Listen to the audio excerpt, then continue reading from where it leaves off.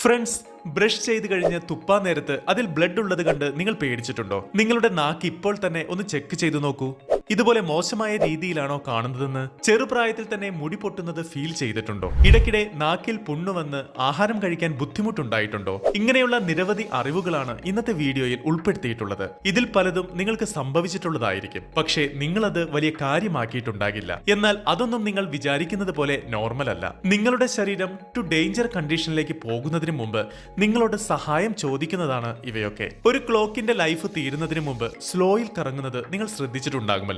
അതുപോലെ കാറിന്റെ ഫ്യുവൽ തീരുന്നതിന് മുമ്പ് ഫ്യുവൽ ഇൻഡിക്കേറ്ററിൽ ലൈറ്റും കത്താറുണ്ട്. അതുപോലെയാണ് നിങ്ങളുടെ ബോഡിയിലും ചില വിറ്റാമിൻസിന്റെയും മിനറൽസിന്റെയും അളവ് കുറയുമ്പോൾ അതിനുള്ള ചില അടയാളങ്ങൾ ശരീരം നിങ്ങൾക്ക് കാട്ടിത്തരും. ഫ്യുവൽ ഇൻഡിക്കേറ്റർ ശ്രദ്ധിക്കാതെ വണ്ടി പകുതി വഴിക്ക് നിൽക്കുന്നത് പോലെയും ക്ലോക്ക് സ്ലോ ആകുമ്പോൾ ബാറ്ററി മാറ്റാതെ ക്ലോക്ക് ഓടാതിരിക്കുന്നത് പോലെയും നിങ്ങളുടെ ശരീരത്തിലെ ചില കാര്യങ്ങൾ അങ്ങനെ ശ്രദ്ധിക്കാതിരുന്നാൽ നിങ്ങളുടെ ബോഡിയിലെ ചില പാർട്സ് വർക്കാകാതെ നിലയ്ക്കാനിടയുണ്ട്. 8 വിറ്റമിൻസും മിനറൽസും നിങ്ങളുടെ ശരീരത്തിൽ കുറയുമ്പോൾ നിങ്ങളുടെ ബോഡി ശരീരത്തിൽ കാണിക്കുന്ന ലക്ഷണങ്ങൾ എന്തൊക്കെയാണെന്നും അത് ശ്രദ്ധിക്കാതെ വിട്ടാൽ നിങ്ങളുടെ ശരീരത്തിൽ പിന്നീട് എന്തൊക്കെ സംഭവിക്കുമെന്നും ഇത്തരത്തിൽ എന്തെങ്കിലും പ്രശ്നങ്ങൾ നിങ്ങൾക്കുണ്ടെങ്കിൽ അതെങ്ങനെ ഫിക്സ് ചെയ്യാമെന്നുമൊക്കെയാണ് ഈ വീഡിയോയിൽ പറയാൻ പോകുന്നത്. ഈ പറയുന്ന കാര്യങ്ങളിൽ ഒന്നുപോലും നിങ്ങൾക്കില്ലെങ്കിൽ നിങ്ങൾക്ക് നല്ല ഹെൽത്തി ബോഡിയാണ് ഉള്ളതെന്ന് മനസ്സിലാക്കാം. അപ്പോൾ നമുക്ക് വിഷയത്തിലേക്ക് കിടക്കാമല്ലേ. Number 1, vitamin C deficiency. നിങ്ങൾ എപ്പോഴെങ്കിലും കരിമ്പ് കഴിക്കുമ്പോൾ അത് കടിക്കുന്ന സമയത്ത് വളരെ ബുദ്ധിമുട്ട് തോന്നിയിട്ടുണ്ടോ? അല്ലെങ്കിൽ ബ്ലഡ് വായിൽ നിന്നും വന്നിട്ടുണ്ടോ? അല്ലെങ്കിൽ ബ്രഷ് ചെയ്യുന്ന സമയത്ത് നിങ്ങൾക്ക് മോണയിലോ തുപ്പുമ്പോഴോ ബ്ലഡ് കണ്ടതായി നിങ്ങൾക്ക് ഓർമ്മയുണ്ടോ? വൈറ്റമിൻ സിയുടെ കുറവ് മൂലമാണ് ഇങ്ങനെ സംഭവിക്കുന്നത്. വൈറ്റമിൻ സി കൂട്ടാൻ ക്യാപ്സിക്കം, ഓറഞ്ച്, മുന്തിരി, സ്ട്രോബെറീസ് മുതലായ പഴങ്ങൾ കഴിച്ചാൽ മതിയാകും. വളരെ പെട്ടെന്ന് വൈറ്റമിൻ സി വേണമെന്നുണ്ടെങ്കിൽ കാട്ടുനെല്ലിക്ക കഴിച്ചാൽ മതി. ഇത് ജ്യൂസ് അടിച്ചും കുടിക്കാവുന്നതാണ്. ഇത് വൈറ്റമിൻ സി നിങ്ങളുടെ ബോഡിയിൽ വളരെ പെട്ടെന്ന് ബൂസ്റ്റ് ആകാൻ ഹെൽപ്പ് ചെയ്യുന്നതാണ്. Number 2, calcium deficiency. നിങ്ങൾ ഇരിക്കുമ്പോഴോ എഴുന്നേൽക്കുമ്പോഴോ അല്ലെങ്കിൽ കൈയും കാലുമൊക്കെ മടക്കുമ്പോഴോ നിങ്ങളുടെ എല്ലിന്റെ ജോയിന്റിൽ നിന്ന് ക്രാക്കിംഗ് സൗണ്ട് വരുന്നത് ശ്രദ്ധിച്ചിട്ടുണ്ടോ? അല്ലെങ്കിൽ നിങ്ങളുടെ കഴുത്ത് വെറുതെ തിരിക്കുമ്പോഴും ഇതുപോലെ ക്രാക്കിംഗ് സൗണ്ട് കേൾക്കുകയാണെങ്കിൽ നിങ്ങളുടെ ശരീരത്തിൽ കാൽസ്യം ലെവൽ വളരെ കുറവാണെന്ന് മനസ്സിലാക്കണം. നിങ്ങൾ അതിനെ കാര്യമായിട്ട് എടുക്കാതിരുന്നാൽ വളരെ പെട്ടെന്ന് തന്നെ നിങ്ങൾക്ക് മുട്ടുവേദന ഉണ്ടാവാൻ തുടങ്ങും. മുട്ടുവേദനയൊക്കെ 40-ാമത്തെയോ 50-ാമത്തെയോ വയസ്സിൽ മാത്രമല്ല വരുന്നത്. കാൽസ്യം കുറവാണെങ്കിൽ 20-ാമത്തെ വയസ്സിലും നിങ്ങൾക്കത് വന്നേക്കാം. കാൽസ്യം ലെവൽ കൂട്ടാൻ പാൽ, പനീർ, ബദാം, ചീസ്, ബ്രൊക്കോളി തുടങ്ങിയവയിൽ ഏതാണോ നിങ്ങൾക്ക് വളരെ ഈസിയായി ലഭിക്കുന്നത്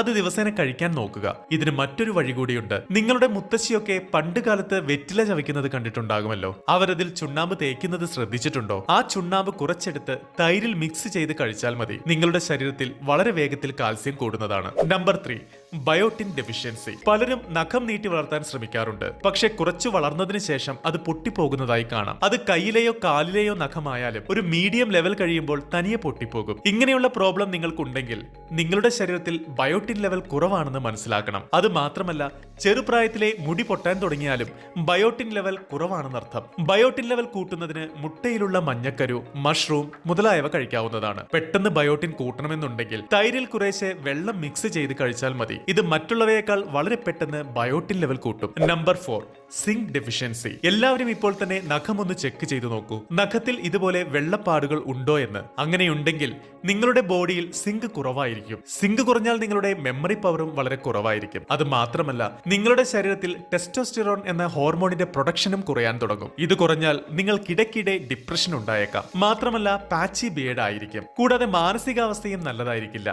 അപ്പോൾ ഈ ഹോർമോൺ എത്രത്തോളം ഇമ്പോർട്ടന്റ് ആണെന്ന് നിങ്ങൾക്കിപ്പോൾ മനസ്സിലായി കാണുമല്ലോ. ഇത് കൂട്ടുന്നതിന് നിങ്ങളുടെ ബോഡിയിൽ സിങ്ക് ഇൻക്രീസ് ചെയ്യണം. അതിന് മുന്തിരി, ബദാം, പിസ്ത എന്നിവ പോലെയുള്ള നട്ട്സ് ഐറ്റംസ് കഴിക്കണം. അല്ലെങ്കിൽ മുളപ്പിച്ച പയർവർഗ്ഗങ്ങളും ആകാം. Number 5, vitamin B12 deficiency. നിങ്ങളുടെ ചുണ്ടിനടിയിലോ അല്ലെങ്കിൽ നാക്കിലോ ഇടയ്ക്കിടെ പുണ്ണ് പോലെ ഉണ്ടായാൽ വൈറ്റമിൻ B12 ലെവൽ കുറവാണെന്നർത്ഥം. ഇങ്ങനെ പുണ്ണുണ്ടായാൽ ഒന്നും നല്ല രീതിക്ക് കഴിക്കാൻ സാധിക്കില്ല.